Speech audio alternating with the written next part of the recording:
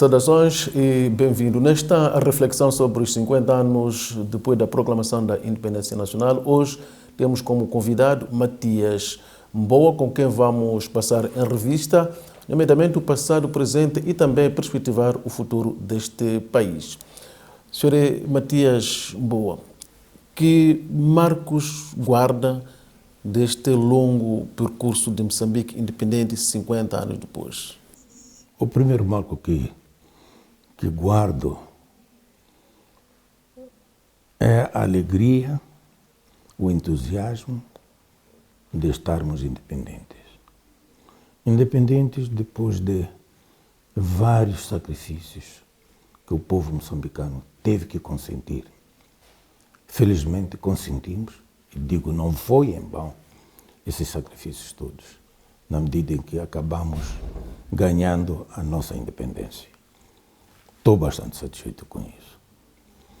Dificuldades, não posso mentir, tivemos e continuamos a ter essas dificuldades. Tivemos dificuldade de fome,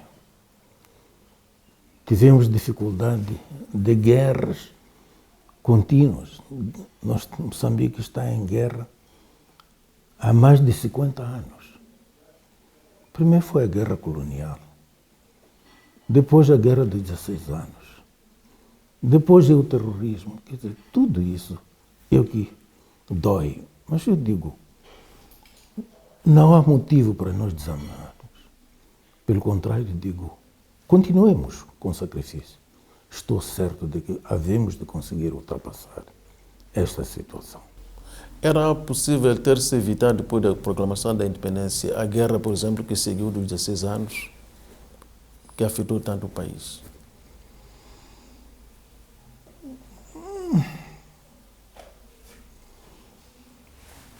Podia ter-se evitado, sim, mas não foi possível.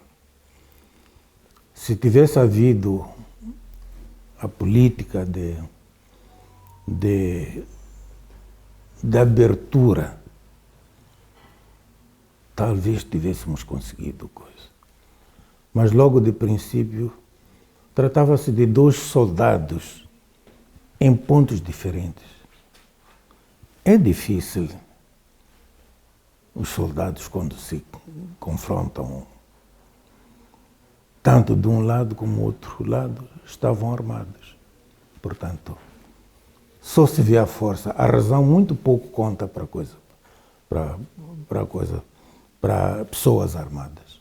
Esse é que foi o ponto negativo. Fora das armas, confesso que podia ter se chegado a um entendimento e podia ter se evitado tanto sangue que se derramou.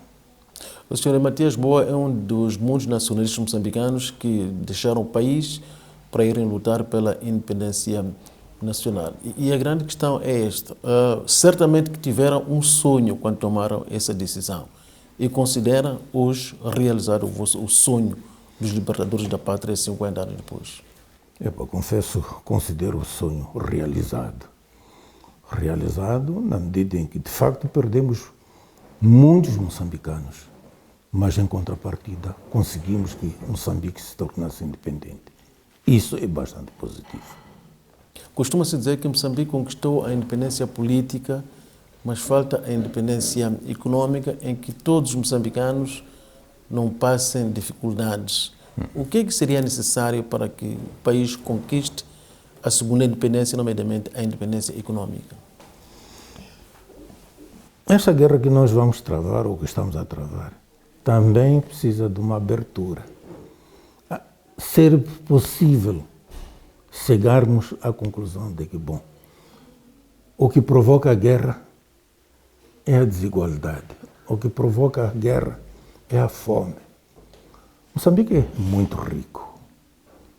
rico, estou certo de que, com um pouco de boa vontade, com um pouco de abertura, poderemos ver quais são os erros que estão a cometer e como nós podemos ultrapassar esses erros todos. Vencido essa situação, Moçambique torna-se pacífico, Moçambique torna-se um país para todos.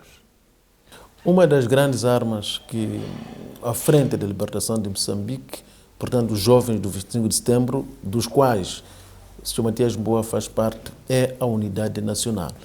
Como é que vê hoje a unidade nacional? Eu continuo dizendo que Moçambique continua uno. A única coisa que há é que é preciso um bocadinho de abertura para que essa unidade se concretize. De outra maneira, estaremos sempre a cantar unidade, unidade, sem nós conseguirmos essa unidade. Considera que nos dias que correm a unidade nacional está ameaçada? Eu diria que sim. Então, eu diria que sim. Há muitos erros que estão se cometendo que com um pouco de boa vontade nós poderíamos ultrapassar. Infelizmente não estamos a conseguir. Mas, como eu disse, eu mantenho ainda a esperança de que cedo poderemos todos compreender de que temos que ouvir um ao outro, temos que tentar corrigir o que na verdade está errado. Há muitos moçambicanos que consideram que o vosso sonho, vocês libertadores da pátria, o vosso sonho original foi sendo desviado com o tempo. O senhor Matias Mboa partilha também deste sentimento? Não, talvez não. Desviado não foi desviado. Pode haver um e outro erro, que coisa que se cometeu, mas o sonho mantém-se intacto. Esse é o meu ponto de vista. Sr. Matias Mboa, 50 anos da independência nacional é uma conquista que custou muito e é extremamente difícil de quantificar o que é que esta independência nacional custou. Entretanto, para esclarecer um pouco, gostávamos era de nos socorrer daquilo que é a sua experiência a partir da altura em que pensa em aderir para a luta de libertação nacional. Como é que tudo começa? Eu diria que o que muito animou os moçambicanos foi a visita do Dr. Mondlane. Eduardo Mondlane. Dr. Eduardo Mondlane. A palavra-chave que o Dr. Mondlane deixou é de que nós temos que estudar. Em que ano é que isso acontece? Isso acontece em 1961. Eu digo, francamente, foi pena não termos filmado isso.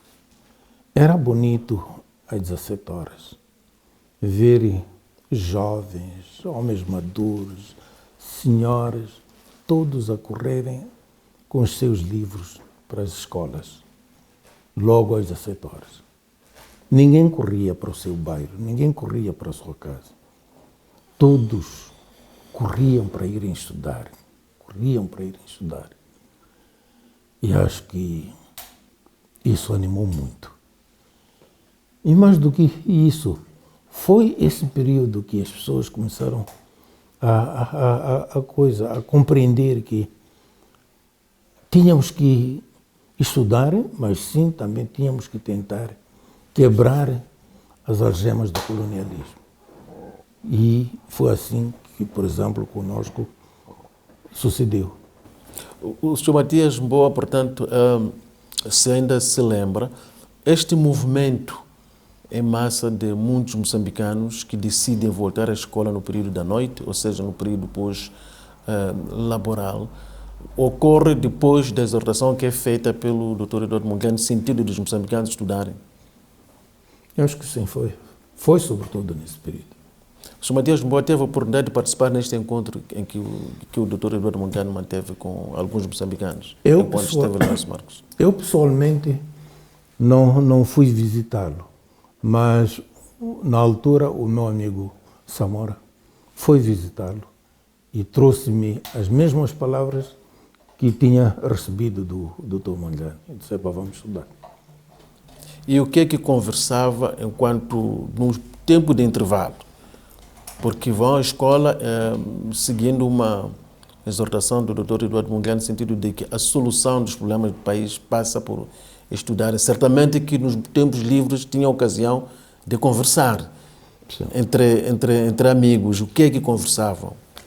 Bom, conversar com os amigos não é bem assim, na medida em que as conversas eram muito vigiadas, eram muito escutadas pela PIDE.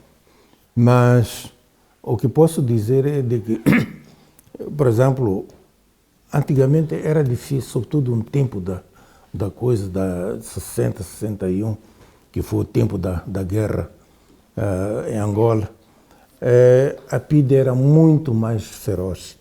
Portanto, mais de 3 pessoas era já motivo de desconfiança por parte da PIDE. E muitas vezes as pessoas, com matéria ou sem matéria, eram presas. Mas o que para nós sucedeu é de que nós, a saída da escola, íamos a pé porque não tínhamos condições para apanhar mais um bombo. E então, nesse período de regresso às casas, que eu e o Samora aproveitávamos para discutirmos, para fazer comentários daquilo que se passava no país e daquilo que os jovens, o povo moçambicano, deveria fazer para se libertar do colonialismo português. O colono permitiu este movimento que começa quase do nada, de muitos moçambicanos decidirem voltar à escola à noite? Acho que a PIDE não se apercebeu logo do coisa. Não, senão teria criado barreiras. Se bem que mais tarde começou a criar barreiras para os estudos. A PIDE foi se tornando cada vez mais feroz. Mas os moçambicanos já tinham os sonhos cimentados de que tinham que estudar e continuaram a estudar. E continuaram a estudar. Sim. O Sr. Matias Mboa, portanto, dizia que é dado o passo que seu amigo Samora Machel. Como é que esta amizade começa entre Matias Mboa e Samora Machel? Bom, Samora Machel conhecemos-nos na explicação na escola e, sobretudo, no regresso da escola para casa. É aí onde se cimentou a nossa amizade, através dos noticiários que ouvíamos, quer da Voz da América, quer da Voz Africana, e então fomos analisando em conjunto, ponto a ponto, e pouco a pouco fomos ganhando confiança um do outro, de forma a podermos abrir, porque não é com qualquer pessoa que você falava. Sabia que um pequeno descuido é suficiente para você ficar preso. Só com uma pessoa de confiança é com quem você podia se abrir. Até chegar ao ponto de dizer, chegou a vez, vamos fugir.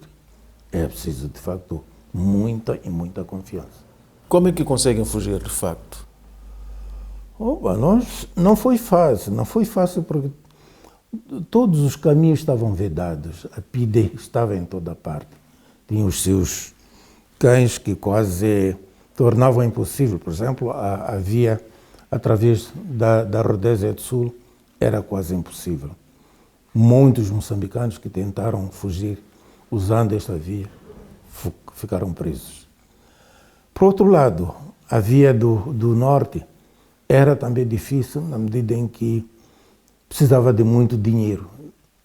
E então nós optamos por seguir. Em vez de seguir para o norte, decidimos utilizar a via para o sul. É por isso que fugimos, usando a via de Zitundo. Quantos eram quando decidem fugir? Bom, estava o Sr. Matias Mboa, estava Samora Machel, mas quem? Estava também Simeão Massango. Só que o Simeão Massango teve que fugir primeiro do que nós.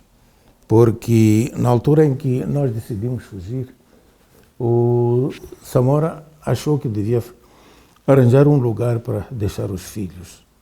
E então começou a construir uma casa aqui no Spamani. E o Massango, que já tinha terminado as suas férias, achamos que podia avançar e que havíamos de apanhá-lo pelo caminho. Então foi ele o primeiro a fugir.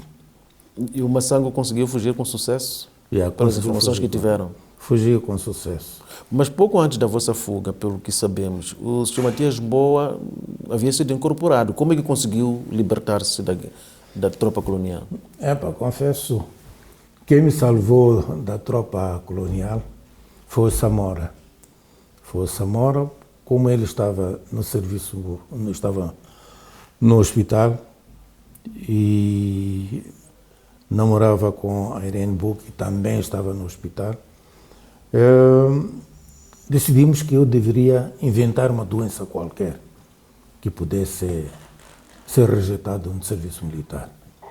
A princípio tentei, utilizando o acidente que tive quando jovem, quando criança, no joelho, mas cedo compreendemos que era uma brincadeira. E então aconselhou-me a inventar doença de tuberculose. E foi a doença que valeu a pena. Então tossi muito, que... Uma tosse inventada. Uma tosse inventada. E então eu convenci os meus instrutores de Boane a verem que eu estava mal depois de tosse. Mas para isso era preciso apresentar um documento médico que confirmasse que efetivamente tinha tuberculose. Não, evidentemente que depois de tanto tossir, quiseram saber o que eu tinha. E inventei essa doença de que, eu quando tosso sai sangue, e é uma doença que me persegue desde criança e tudo mais. E então levaram-me para o hospital militar, para fazer o teste. Na tropa, no hospital militar, quando fui para lá, obrigaram-me tiraram-me o raio-x. E, felizmente,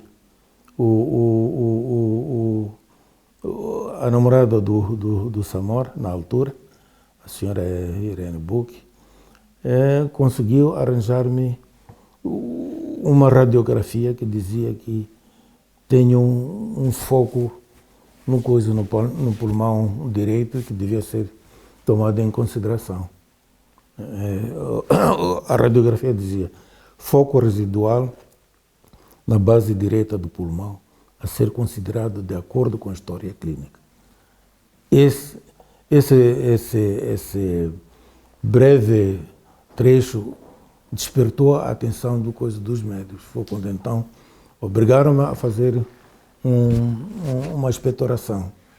Na expectoração, igualmente, Samora e Irene Book conseguiram trocar os resultados de um doente mesmo tuberculoso para pôr o meu nome. E então viram que, de facto, este homem está doente. Foi quando então, no quartel, decidiram mandar-me para a Junta de Saúde Militar. E a Junta de Saúde Militar acabou isentando-me da tropa. E conseguiu fugir imediatamente ou ficou mais tempo em Moçambique ainda? Não, fiquei mais tempo, talvez 1 ou 2 meses, enquanto estávamos a preparar a viagem, enquanto o Samora estava a acabar a casa que estava a construir para os filhos. E depois disso é que segue a fuga? Depois disso é que decidimos seguir. Qual foi o itinerário que seguiram? Seguimos para Zitundo, de Zitundo para Suazilândia. Suazilândia, África do Sul, Botsuana, para aí. Foi tudo tão fácil assim? E foi a coisa mais difícil que eu encontrei. Quanto tempo levou a viagem Lourenço Marques, Tanzânia, seguindo esta trajetória toda? Levamos perto de 3 a 4 meses. Levamos 3 a 4 meses, primeiro porque ao chegarmos a Suazilândia, vimos que não tínhamos saída para sairmos de Suazilândia. E é quando então decidimos ir ter com o príncipe Macunco, filho do rei, e colocamos a nossa preocupação. Fizemos-lhe ver de que não estávamos aí para trabalhar, mas sim estávamos a pedir a ajuda dele para podermos conseguir atingir Tanzânia para juntarmos ao grupo político que está a lutar contra os portugueses. E o que ele fez para vos ajudar? Ajudou-nos muito na medida em que deu-nos um documento no qual dizia que nós éramos oriundos de Malawi e que estávamos a trabalhar na Suazilândia e que agora regressávamos para Malawi. E este documento permitiu-vos viajar da Suazilândia até a Tanzânia, atravessando vários países? Não, permitiu-nos pelo menos sair de Suazilândia para a África do Sul, foi fácil. África do Sul, Botsuana, também foi um bocadinho fácil, mas não tanto. Onde de facto tornou-se difícil é sair de Botsuana para Rodésia do Sul, porque no comboio a polícia, quando apresentamos aquele documento, ele falou-nos na língua do Malawi. Xixewa. Nem eu nem Samora entendíamos aquela língua. Recorreu a inglês. Muito mal falávamos inglês. É quando então disse, não, vocês estão a mentir, este documento é falso. Valeu-nos a pena porque no Botsuana, em Francistown, havia um partido muito forte, que era o Botswana People's Party, e calhou a juventude estar aí na estação. Quando viu que a polícia queria prender, invadiu o comboio e conseguiu resgatar-nos do coisa. E então ficamos encurralados em Francistown. Não podíamos ficar presos, mas também não podíamos continuar no comboio. Quanto tempo ficam neste local?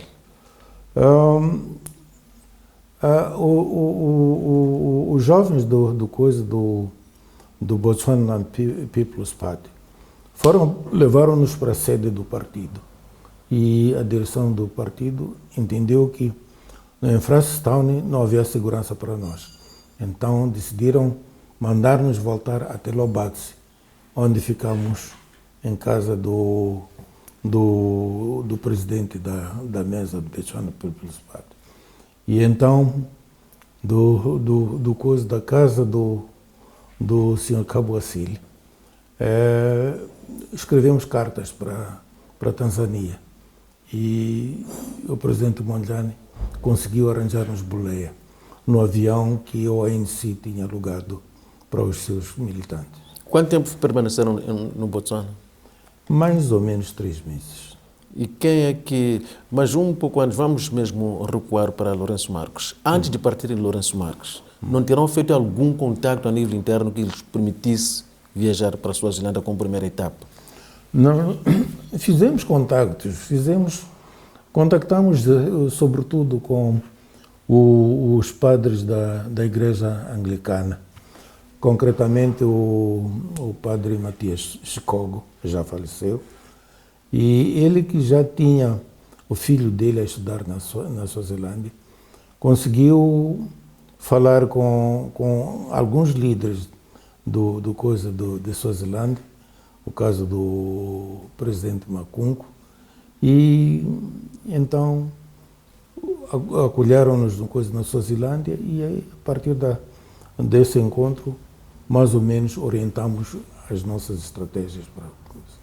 Antes de atravessarem para a Suazilândia, portanto, hoje Eswatini, tiveram a necessidade de trocar dinheiro. Sim. E, pelo que sei, pelo que sabemos, tiveram algum incidente durante este processo. Pode partilhar? Nós fugimos da Catembe aliás, de Maputo para Catembe. Na Catembe apanhamos o Machibombo Cruzeiro do Sul. Chegados a Zeitundo, nós precisamos de trocar o dinheiro que tínhamos, de escudo para libras. E então não podia ir o Samora porque era conhecido naquela zona, trabalhou muito tempo como enfermeiro naquela zona. E então eu fui para as lojas a pedir o troco. Infelizmente encontrei lá o administrador colonial. Quis saber porque que estava a trocar o escudo em libras. Então eu disse, bom, eu estou a trocar o escudo em libras, que é para facilitar-me a compra do gado. Como estamos aqui na zona fronteiriça, é mais fácil utilizar libras do que escudo.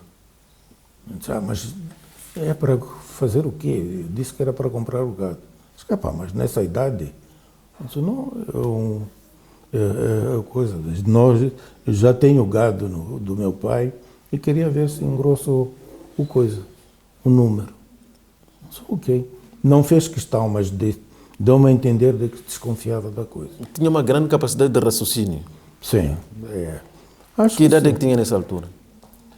Estava nos 18 anos. E assim conseguiu livrar-se do administrador? Livrei-me do administrador e fui encontrar o Samora. Disse, ainda bem que eu não fui para lá, porque conhecia-se com o administrador.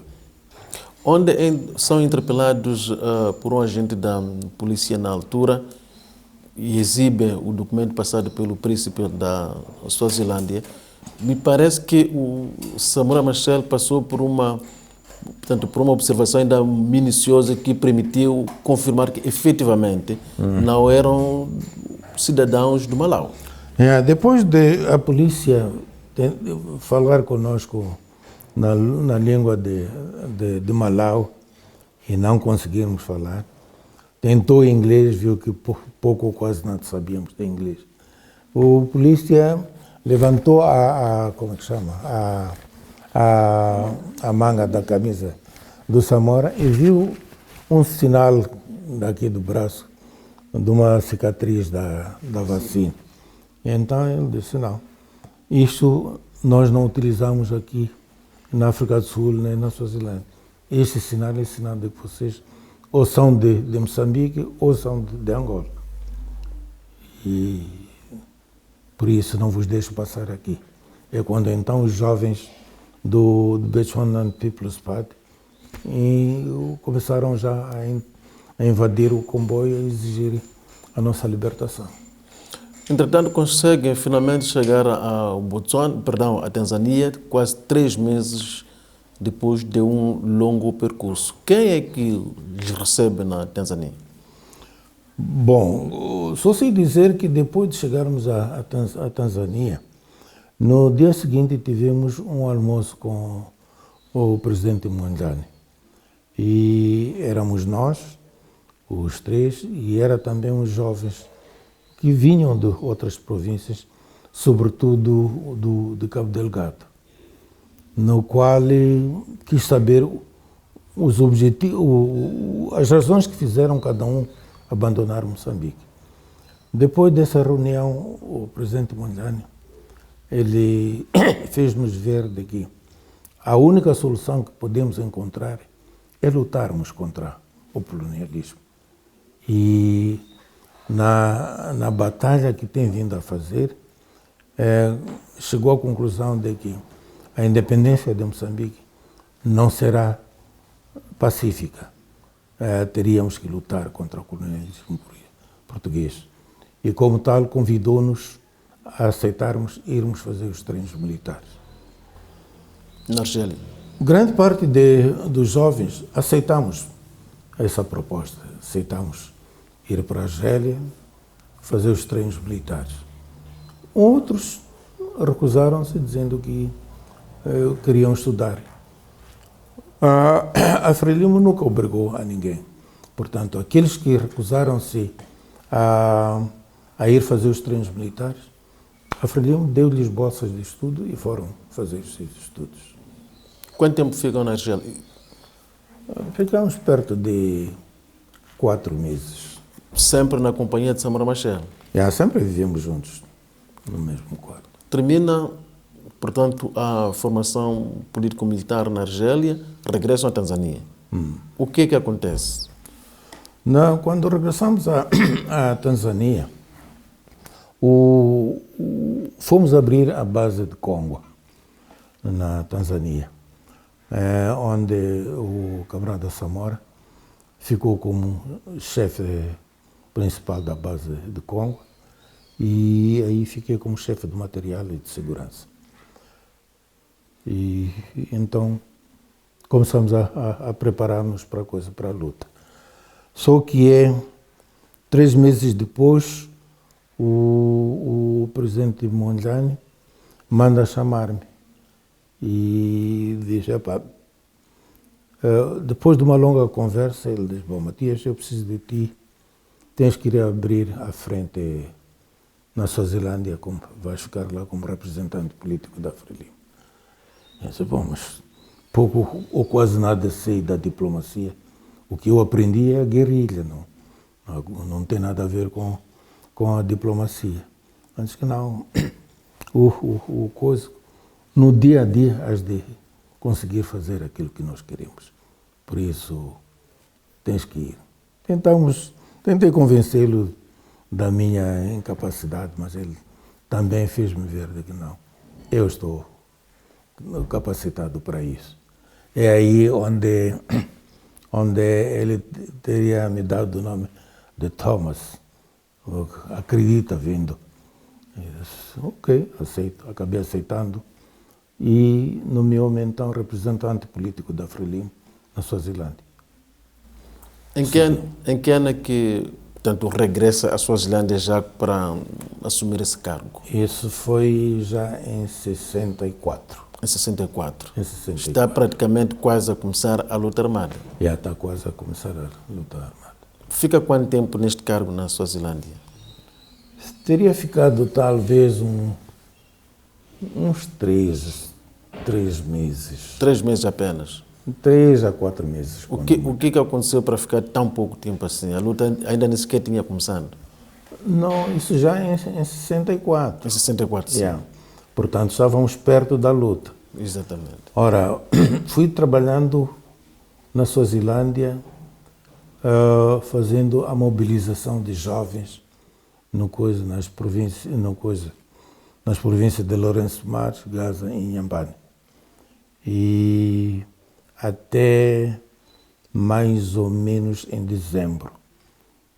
É quando então recebo uma outra carta na qual o presidente Mondlane me diz que termina a tua missão de representante político da Frelimo na Suazilândia e assume o comando das operações militares nas províncias de Maputo, Gaza e Inhambane.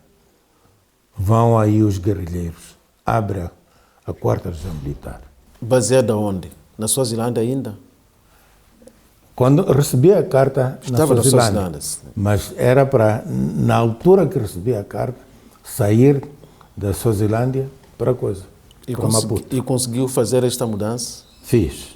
Como é que... Só que na mesma altura, porque me trouxe a carta foi o camarada Luís Bernardo Amuan.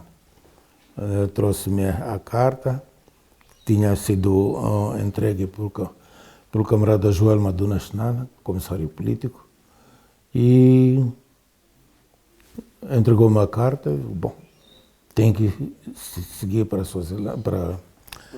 Lourenço Marques para ir receber os guerrilheiros que vinham de Tanzânia.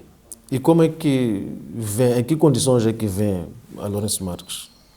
Tendo em conta que já pertencia à Frente de Libertação de Moçambique, não teve complicações com o regime colonial para vir para Lourenço Marques? Nós utilizamos vias clandestinas. Não era só pegar no carro, tinha que estudar o caminho, como infiltrar-me e como conseguir chegar aqui a Lourenço Marques. Yeah. Chega a Lourenço Marques. Chego a Lourenço Marques, hospedei-me naquilo que era a nossa base número 1. Tinham base aqui em Lourenço Marques? Já tínhamos base, estávamos a trabalhar na clandestinidade.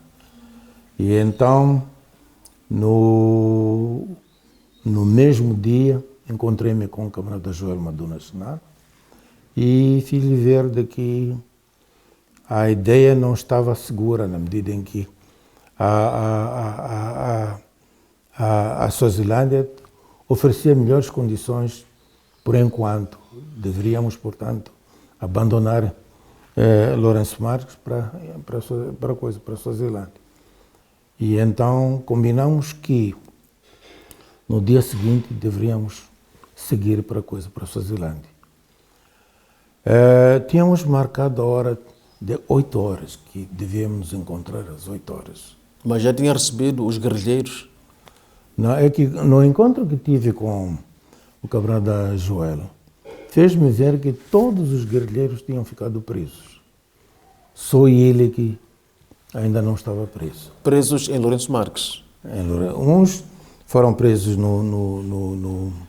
na Rodésia do Sul e outros foram presos a caminho de Lourenço Marques. Os guerrilheiros? Uns em Gaza, outros em Lourenço Marques. Quantos é que eram mesmo os guerrilheiros? Eram 8. Eram 8. É. Portanto, todos eles vinham da Tanzânia. Vinham da Tanzânia. Nem um sequer chegou assim.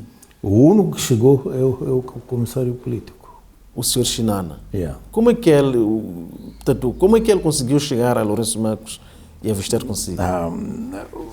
Diria que era mais experiente do que os outros.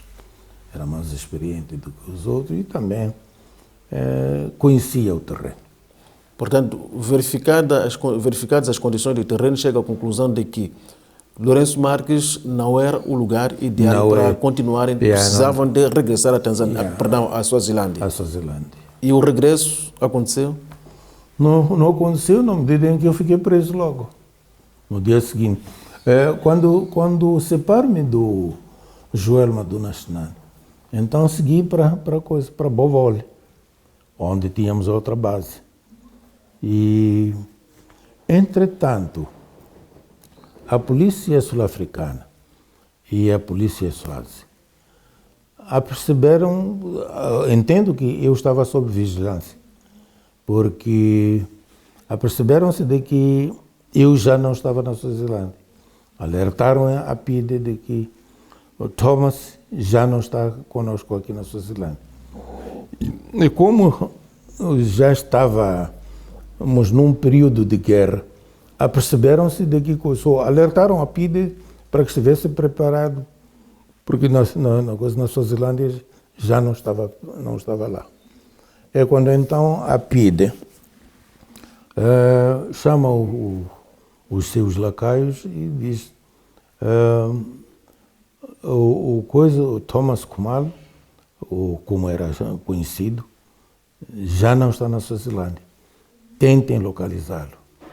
Damos 200 contos pela cabeça do Thomas, vivo ou morto. É quando então os PIDES começaram lá já a caçar. Quem atribua-se a alcunha de Thomas é o Dr. Eduardo Mundlane. E o apelido Khumalo? O apelido, como eu estava na Suazilândia, achei que o único apelido que podia tomar ou usar sem despertar a atenção de ninguém era de Khumalo, que há muitos Khumalos aí na Suazilândia. Então fiquei com o apelido de Khumalo. Em que circunstâncias é que é preso em Lourenço Marques? A PIDE, depois de dizer que dava 200 contos à cabeça... 200 mil escudos na altura? Yeah. Pela sua cabeça? Pela minha cabeça. Entre eles estava aquela pessoa que nos levou de Lourenço Marques para Catembe, que tinha se casado com a prima de Samora. Na primeira fuga, portanto, em direção à Tanzânia. Yeah. Era um dos elementos principais da PIDE. E quem me levou de Lourenço Marques para Bovole foi ele, porque eu, sem saber que era da PIDE, sabia que é primo do Samora. Samora e eu é a mesma coisa. E nas minhas deslocações, ou mesmo daqueles indivíduos que eu mandava de Suazilândia para cá, muitas vezes eu mandava contactar com eles, certo de que trabalhava conosco. Quando, afinal de contas, era um elemento que trabalhava conosco e trabalhava com a PIDE ao mesmo tempo. Quanto tempo fica na cadeia colonial? Eu fiquei 7 anos. 7 anos consecutivos. Yeah. Pode partilhar quais eram as condições de detenção? As condições eram desumanas, verdadeiramente desumanas. Sobretudo torturas. Torturas. Eu acho que teria visto no meu livro, apesar de que é uma capa, mas vê-se que as nossas caras estavam totalmente deformadas, inchadas, de tanta apurada, que coisa que recebemos. Aliás, no meu livro mesmo, onde eu digo, quero esquecer-me de ti, Machado, eu descrevo mais ou menos o sofrimento que eu e os meus companheiros apanhamos. Quem executava a violência são moçambicanos ou portugueses? Quem que tomava contato direto convosco enquanto presos? Eu diria que são todos, mas o que me dói muito é que o cabeça principal dos torturadores era de facto um moçambicano, o famoso Chico Feio. Yeah. Mas os portugueses também não estavam atrás. O caso do inspetor Matos Rodrigues, o Acácio, o inspetor Acácio, quase todos eles. Yeah. Eles sentiam muito prazer em torturar um moçambicano.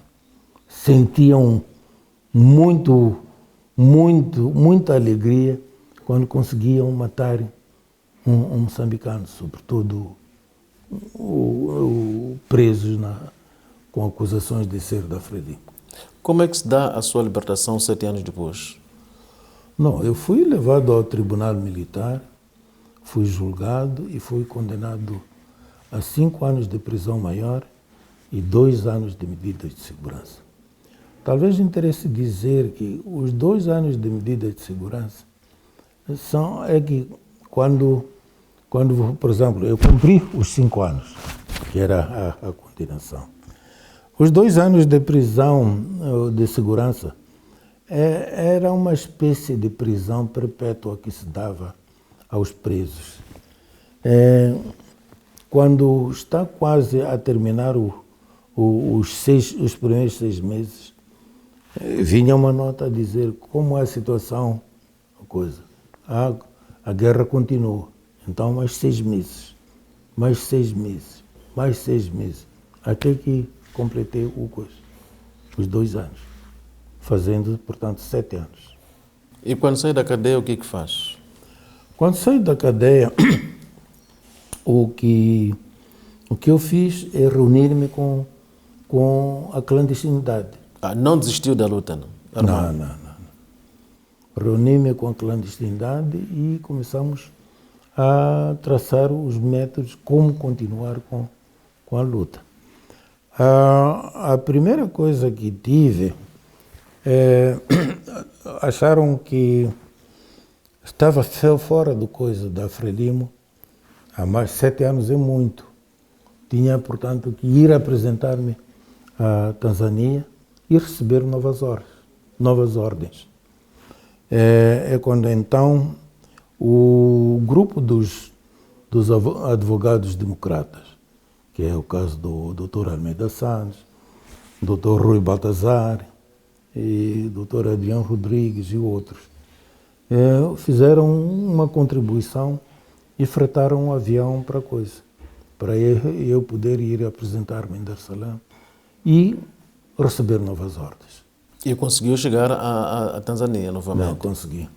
E quando a independência é proclamada, onde é que o Sr. Matias Mboa se encontrava? Já havia regressado a Lourenço Marques novamente? Não, aquilo foi só... Quando fui para Dar es Salaam, foi para receber... Primeiro, apresentar-me. Saí daqui em missão de serviço, saí de Dar es Salaam em missão de serviço para Suazilândia. E de Suazilândia para cadeia. Portanto, depois desses 7 anos todos, evidentemente que muita coisa teria sucedido na Frelimo e que, portanto, tinha que ir apresentar-me, saber que estou vivo e saber se ainda me precisavam dos meus trabalhos. E qual foi a decisão da Frelimo? A decisão da Frelimo foi de que devo reassumir as funções de chefe da 4ª Região Militar. E regressou, portanto, a Lourenço Marques novamente? Recebi, voltei outra vez para Lourenço Marques e abri À Frente Sul. A Frente Sul. É nesse regresso que decidimos construir a sede da Frelimo na Avenida Angola. Yeah. Mas construíram, portanto, edificaram a sede como tal, isso acontece ainda no período colonial? Sim, sim. E como é que conseguiram fazer esta obra se o regime colonial controlava tudo que era movimento? Não, nessa altura, quando decidimos construir a sede, foi naquele período de transição, depois do golpe de Estado em Portugal, já havia um pouco de liberdade. Então, fiz uma viagem para Dar es Salaam e o camarada presidente Samora quis saber o que estava a fazer, expliquei, dei o relatório do que estava a fazer depois das orientações que tinha recebido e coloquei-lhe qual era a preocupação, porque nessa altura nós fazíamos as nossas reuniões em casa da família Sumbana, um dos companheiros da clandestinidade.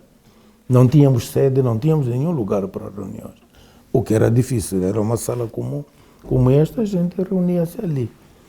E que então precisava de um lugar para poder reunir-me, porque já tinha muita gente para coisa na reunião. É quando então o camarada presidente deu-me uma mala James Bond cheia de dólares e disse: vai lá fazer a sede da Frelimo. E quando então fiz aquela sede da Frelimo na Avenida Angola. Que hoje é o comitê da cidade do Partido Frelimo, portanto é Maputo. Então, quando pede espaço para a construção da sede da Frelimo, isto ainda no tempo colonial? Sim. Diziam que era o quê aquilo? Não, era sua casa? Já estava aberto a coisa, já trabalhávamos abertamente. Tanto mais que na viagem de regresso, quando eu trazia o dinheiro,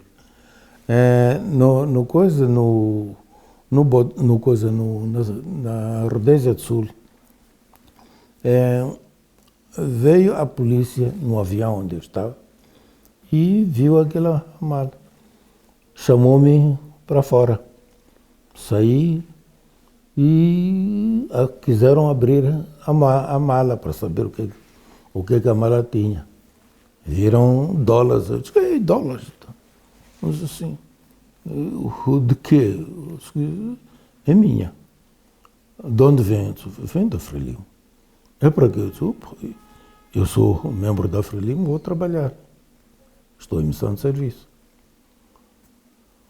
Discutiram lá e finalmente me disseram: pode ir. Senhor Matias Boa, ainda tem algum sonho para Moçambique? Pessoal? Que Moçambique, como cidadão, como nacionalista que ajudou a libertar o país? Pois. O meu sonho é a paz. O meu maior sonho é ver a guerra dos terroristas terminar no meu país. E o meu país poder trabalhar, desenvolver o país. O meu sonho é ver os jovens conseguirem emprego, poderem fazer alguma coisa para este país. Esse é o meu maior sonho. A paz e a possibilidade dos jovens poderem ter emprego e trabalhar. Em suma, é a liberdade econômica do meu país. Moçambique é muito rico.